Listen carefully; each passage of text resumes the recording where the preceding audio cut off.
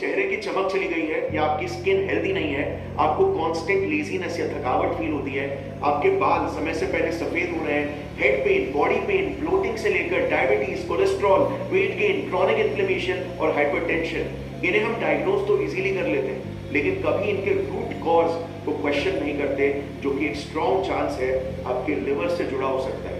क्योंकि पूरी दुनिया में लिवर की बीमारियों की वजह से जितनी भी मौतें हो रही है, उन सब में सिर्फ इंडिया अकेला ऑलमोस्ट 20% कंट्रीब्यूट करता है। और इंडिया की मेडिकल इंडस्ट्री का हाल तो आपको पता ही है, प्रिवेंशन नहीं बस क्योर पर फोकस किया जाता है, क्योंकि हेल्दी लोगों से आखिर पैसे थोड़ी ना बनते हैं। So first of all, our healthcare system isn't healthcare, it's sick care. I think doctors always used to be looked up to once upon a time. All they care about is number of beds, average revenue per bed, occupancy. सब standard hospital का हुआ है, वहाँ पे भावना ये होती है कि भाई कैसे भी करके मरीज पकड़ो, ऑपरेशन कर दो। और इसीलिए हमें खुद ही अपनी हेल्थ को प्रायोरिटी बनाकर सही नॉलेज लेना होगा, क्योंकि मैं पूरी कोशिश करूंगा इस वीडियो में आपको देने की सारे रिसर्च लिंक्स के साथ, जो डिस्क्रिप्शन में मिल जाएंगे। अपने लिवर को डिटॉक्सिफाई करने से लिटरली आपकी लाइफ चेंज हो सकती है, कॉस्मेटिकली और फंक्शनली दोनों तरह से।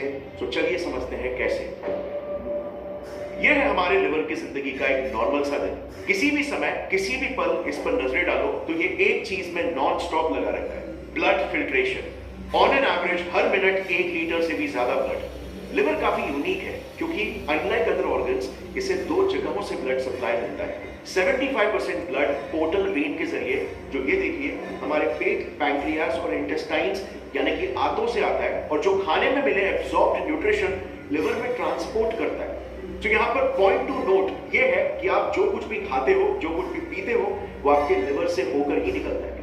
अब बाकी का 25% ब्लड लिवर को डायरेक्टली हार्ट से मिलता है। ये देखिए हेपेटिक आर्टरी के जरिए। इसे आप लिवर का पावर केबल भी समझ सकते हो, क्योंकि इसी के जरिए इसे हार्ट से ऑक्सीजन वाला ब्लड मिलता है।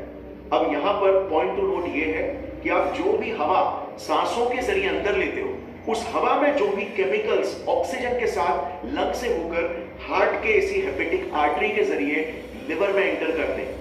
यानी कि कोई भी चीज आपके बॉडी में कहीं से भी घुसे, उसे लिवर से होकर ही गुजरना पड़ता है। और फिर फाइनली ये दोनों लिवर के पाइप्स, पोर्टल वेन और हेपेटिक आर्टरी से आता ब्लड मिक्स होकर कुछ पतले से ब्लड वेसल्स, साइनसॉइड्स के जरिए लिवर के अंदर चले जाते हैं। लिवर के अंदर फिर लिवर के सेल्स, हेपेटोसाइट्स, इसी ब्लड से टॉक्सिन्स और वेस्ट को फिल्टर आउट करते हैं, न्यूट्रिएंट्स को एनर्जी में कन्वर्ट करते हैं, जिसके बाद ब्लड इस इंफीरियर वीना कावा के थ्रू हार्ट के पास दोबारा चला जाता है, ताकि हार्ट फिर उस फिल्टर्ड न्यूट्रिशियस ब्लड को सभी बॉडी पार्ट्स तक पंप कर सके।